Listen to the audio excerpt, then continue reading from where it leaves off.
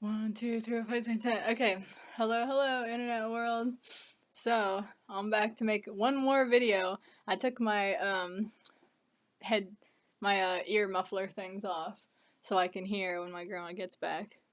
Um but because I'm doing this dark and spooky campfire theme, um uh I was thinking I would read this spooky little story, which is super fucking boring, but another one for the fire pile. Um, there might be something interesting in there. I don't know. It's been a while. I have all these like recurring ideas I want to do. Like there's this one story I really want to write that I keep writing. I have like 4 versions of it already or something, but I never finish it each time. I just keep kind of restarting. Where it's like basically it's like I might have even read a version of it on here before. I don't remember. But like basically I wanted to do like, okay, think about this, right? You know how there's like these drug PSAs and stuff, and they're just like, drugs are bad, make sure you don't do it and stuff, and could happen to you. Kind of like a reefer madness, but like that's silly, you know? Like I was thinking like a more serious one, like, you know, like something like Requiem for a Dream. That's kind of the other extreme, like a super fucking extreme one. But maybe like a Train Spotting, something in the middle, something in the middle. But anyways, so basically I wanted to do a story that's kind of like that. It's like in the style. I'm not one for PSAs, but I just wanted to do it in the style of that because those are always set in modern times with modern drugs, and I thought it would be interesting. I don't give okay, personally I don't give a fuck what people do with their own body, but I just thought it would be interesting from a story writing point of view to make a story about people fucking around with drugs and the result of that back in medieval times, when nowadays everything is about science and body chemistry and everything like that. But what would happen if it was back in those days when people still believed in magic and stuff like that? So that's basically the story. It's like this dude, and he's kind of a bad teenager, basically like a shitty rich teenager who, but he's bad at everything, you know? Like he's just kind of like his father's only son that he didn't want or whatever, and he's like, well, he's my only son, so I gotta pass things down to him, but God, I wish I had a better son because this little faggot sucks, you know? And shit like that. And he has these 4 like hot ass horsemen that like patrol his like lands for him and shit. And then basically the teenager likes to watch these sexy dudes, and he goes to like a witch basically or something, and secretly gets a love potion to make them want to have an orgy with him or some shit. And they say like, put it in their food, only put like a drop, don't um don't overdo it because that's bad. Like make sure you only use like a drop on each guy and put it in food. Do not mix with alcohol. But this boy's dumbass, he's like, oh, fuck that, I don't need to listen to all that. And he couldn't get it in the food, so he's like, you know what? I'll pour this shit in a bottle of wine. And he puts in way too much, of course, because he's like, oh, fuck what they said, the more the better, you know? And then he pours in a bottle of wine. He gives him the wine. He's like, oh, who gives a fuck if it mixed with alcohol? Like, I don't have to follow everything to the T. And then the guys drink the wine, and then everything seems okay for like a minute. It almost seems like it didn't even work. But then they start like throwing up. They start like, they start acting all rabid. Like they become just total beasts. They become like slasher villains or whatever, slasher killers, because they totally go all primal. They can't think straight. They don't know. All they see is red. It's like rabies. Like they just see red, and they're just like, I gotta kill this boy and stuff. And they become just like these like their brains are shut off. Like they can't think, but they are just like these apex predators that all they know how to do is like hunt him down and kill him. So now he has to like escape from these like 4 killers. Basically. I don't know. Why did I tell you that? That's the intro, but it's not the story I'm reading. It's because this story is similar. It's like I wanted to do another similar thing, but this is about like, I guess it's based on like when you get high and you're home alone and you kind of don't know like what's real and what's not or whatever. And so, like this is about 2 teenagers that they want to do. I don't even think they actually get high, but they want to. And it's also about teenagers that are like when they when they just don't have respect for anything, you know? They don't see the gravity in anything in life, and they're just kind of like, what fucking ever, like, yeah, haha, dead bodies, that's funny, that's fun. They don't think about, like, okay, that was actually a person and stuff like that, you know, like, they don't, like, you know, kind of like that movie, what's that movie where they have sex with a dead girl, but she's not really dead or something like that? Necromaniac or something? Anyways, or necrophilia, I don't know, whatever, something like that, but, basically this is like that, except they don't have sex, it's just like they find this body in a creek near where they want to get high, and then they think, oh, a dead body, that's so cool, you know, like they don't have any fucking empathy about it, like they're just like, that's cool, a dead body, how edgy, you know. They take the dead body back home to show to their friends when their parents are gone for like a week or whatever, and but then of course the body turns out to not be dead. It becomes kind of like a Halloween Michael Myers situation. So that's the basic gist of it. Like, yeah, I don't know. It's very boring, but now you know what the story's about. Let's hear it. I probably shouldn't have even prefaced it at all, but I wanted to. I wanted to. Nobody's gonna watch this video anyway, so it's fine. Okay. Ugh. They threw it in the river. 22 and 7 were standing on the bridge above. They were completely cloaked in shadow. Not even the moonlight reached them through the willow that shrouded the bridge. 22, muttering quietly. What do they think we are, cheap gangsters? Having us get rid of him this way. 7, chuckles softly. Whispers. Careful. They hear you. 22, what do I care? If they can hear me, fuck. If they can hear me fuck, they can hear this. 7, snickering. That's not a snicker. Snicker is like, I don't know. 22. The listeners are so low rank anyway. The clip will never reach the alphas or even the gammas. So long as we do our job, they don't want to replace us. 7. You think he'll wash up?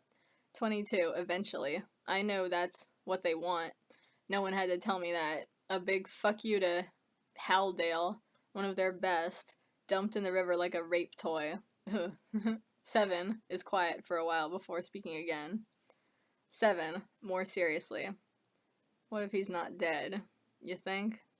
22, shut up. Don't even say that. I hate this fuck. He's more of a Mirage than Mirage was.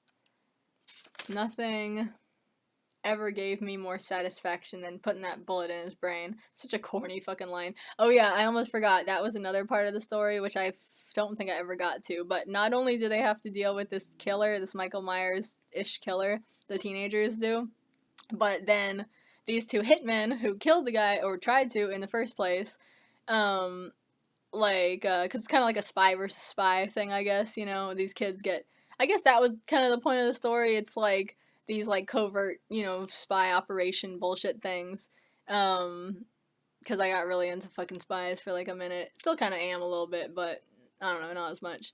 But basically, it's like these secret government things, that shadow government shit that nobody's supposed to know about, but these kids, just by accident, they kind of stumble across it. Like, I feel like I just watched a movie or read something that is just like that. Like, it's not a unique premise, you know, but it's just something I keep coming back to because I like it.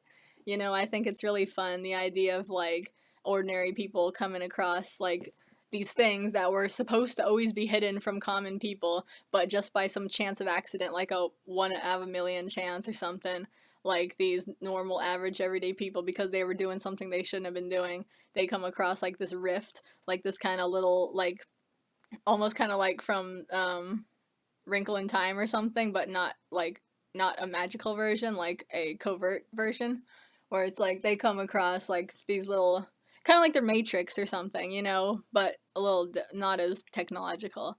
But like it's just, yeah, ordinary people coming across like this little break in reality where it's like, oh, this is where like the deep state operates, and I was never supposed to see this or hear this. Kind of like a mafia movie where wasn't there something where somebody was like, they accidentally see like the mob do something, so the mob comes after them, or like that movie Green Room, It's like those ordinary people, like the band, they accidentally walk in on those white supremacists, like, killing somebody, and nobody was ever supposed to see that.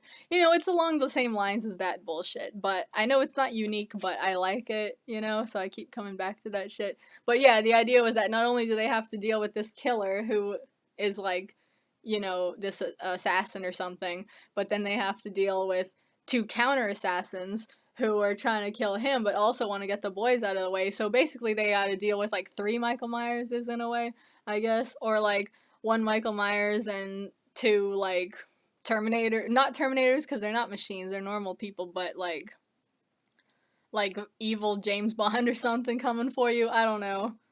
I don't know what the point of it is. Let's just see what's in this story. Where was I? Okay, blah, blah, blah. Put that bullet in his brain. It's just so corny. I hope no killers ever say that in real life because it's so cheesy. 7. At least we can track him. 22. That's right, and we will. 7. Still. 22. Don't even think it. 7. He was drained out of blood and he still lived. 22. Quiet. 7. He was poisoned and shot. Oh, a little bit of, what's his face? Rasputin in here. Looks like. Oh, I think that's my grandma coming back. Yeah. 22. 9 is a worthless liar. He can't even locate a man's heart with his bare hand, let alone with a gun. 7. And no one could ever beat him in close combat, so they say. 22. Every man fails sooner or later. It was about time for this one anyway, especially with such a ridiculous name. 7. Chuckles slightly. Desire? Oh, look, it's Desire again. See, I knew that's why that other story made me think of this, because I was writing them in the same time span. Desire. Well, now you get to see what Desire's been up to when he's not, you know, doing shit with cyborgs and shit. 22. Scoffs. Ugh. Imagine if we were allies with them. How much they'd ruin our company's reputation. They love their poetry. You'd think they're naming pets. 7. Looks down in the dark, rapid-moving water. Desire to die should have been your name. That's a little bit of poetry right there. What are they talking about? Oh, somebody else too poetic when they're saying all these cheesy-ass lines. Alright, 1:45 a.m. 2 adolescent boys arrive by car at the road beside the river. No other cars or witnesses were there. The boys didn't inspect the area, but instead walked straight towards the river with flashlights. The 2 boys were identified as 15-year-old Sean Grace and 16-year-old Randall Bosco.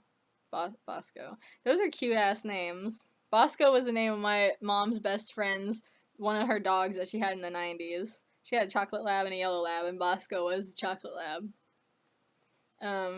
Randall. Your mom won't know. Sean. How's she gonna know? Randall. I don't know. My dad knows everything somehow. I know the feeling. It creeps me out.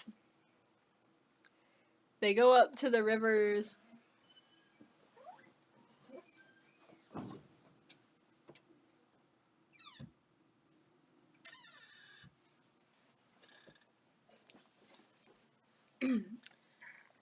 Where was I? They go up to the river's edge. The gravel crunches under their shoes in the dark. They can hear the water running. They glance around with their flashlights, but don't find anything of particular interest. Hey, thingy.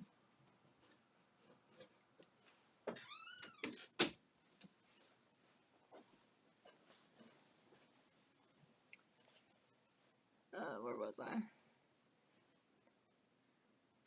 Randall joking. I hope no fucking serial killers or anything come get us out here. Famous last words.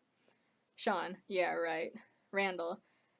This is like that movie Butcher Man. Is that a real movie? I forgot. Sean. Yeah. Randall. You ever seen that? Sean. No. Randall. It's just like a slasher movie, you know, middle of nowhere, just like this. Sean. You got the stuff. Another corny line. But people really do say that. Randall. I thought you did. Sean. Fuck, I must have left it in the car. Incompetent ass boys. If I'm gonna go do hard drugs in a river, I would know where my hard drugs are at all times. He turns to head back for where they parked. Randall continues to explore with a flashlight. Hey, when's your parents coming back again? Sean calls back, Thursday or Friday, we got time. Yeah, okay, that was a nice little explanation to the audience right there. While Sean is occupied, Randall wanders further down the river, exploring little by little. His flashlight falls on a dark shape beside the water's edge. Randall, hey, I think there's a dead deer. Sean, gross. Randall, come over here and look at it. Sean, it's gonna make bears come here. Randall, bears don't go this close to the road. Don't they? I don't know. I think bears cross roads sometimes, but okay. Sean, yeah, they do, all the time. Okay. Randall, hey, you know what you just said a second ago? What? Randall, the deer is gonna make the bears come. They both laugh a little bit. Yeah, it's like a 15-year-old's joke. Sean, you're an idiot. By this time, Randall has gotten closer. He realizes that it's not a deer. I feel like there is another... Isn't there like a famous movie about people finding like a dead body and taking it? I don't know. I feel like this is like not only has this already been done before, but I feel like it's like been done famously. But I can't put my finger on it exactly. By this time, Randall has gotten closer. He realizes then that it's not a deer. He's close enough that if it was, his flashlight should be showing brown fur, but instead it illuminates black clothing and the shape of a man. Randall. ... He gets closer and moves his flashlight over the body from end to end just to be sure. Randall. Sean, come here. Sean, what? Randall, just come here. Slightly irritated, Sean hurries over to where his friend is. Sean, what? Randall, just look. He moves his flashlight over the body again. Sean, taken back. Is that a guy? Randall, you think he's dead? Sean, I don't know. He hesitates nervously. Sean, to the body. Hey, you okay? Can you hear me? No answer. Sean, to Randall. Fuck, man. Fuck's the sound, even though people say fuck all the time as like an exclamation, it sounds so unnatural in stories. It's like you really just gotta say it off the cuff, otherwise it's not gonna sound real. I don't know. I mean, obviously if this was an actual play or a movie, you could trust the actor to just kind of be like, fuck, man, or something, like, you know, to make it sound natural. But in a book, I don't know, it just doesn't seem right. I don't know what to do. Should we call the cops? Randall, with a bag of Coke? Just throw the Coke in the river and pretend like you never saw it. Well, I guess they don't want to do that. They probably pay a lot of money for it. Sean, shit. Once again, cussing. Shit, maybe we can drive him to the hospital. We could just drop him off, tell them the truth, and we just found him. We don't know anything. Randall, I don't know. I don't think they can help him. Plus, that's shady as shit. But, you know, they are supposed to be teenagers, so they probably think... I don't think you can actually get away with that. I don't know. What if you did just drop a body at the door of the hospital? Would they call the cops and chase you? Would they take your license plate and, like, have the cops chase you around? Like, I don't know. I don't know what would happen. Randall, I don't know. I don't think it can help him. Sean, you really think he's dead? They start to inspect him further with their lights. They don't see any breathing, not a single twitch. The man is dressed in a plain long-sleeve shirt, plain outdoors pants, and military boots. Everything midnight black. His pants have some extra pockets on the thighs. Yep, it's a good outfit. Very useful. He looks lean and pretty strong, but is definitely limp as can be. Sean, maybe he got drunk or something and drowned. His face is kind of in the water. Randall, he's not rotten, that's for sure. He hasn't been here too long. Yeah, that's even creepier when you think about it, like this guy was killed like recently, you know? Just then, Randall notices a little blood mixed with the water on the wet gravel near the man's head. I don't know if I would be able to notice that in the dark, but okay, I guess his flashlight is like really good. Daring to inspect further, he steps behind him and kneels down. Randall hit his head. He hesitates, then he says right near, then he says, right near the man's ear, "Randall, are you alive? Do you want to go to the hospital?" No answer. Oh, it's 20 minutes.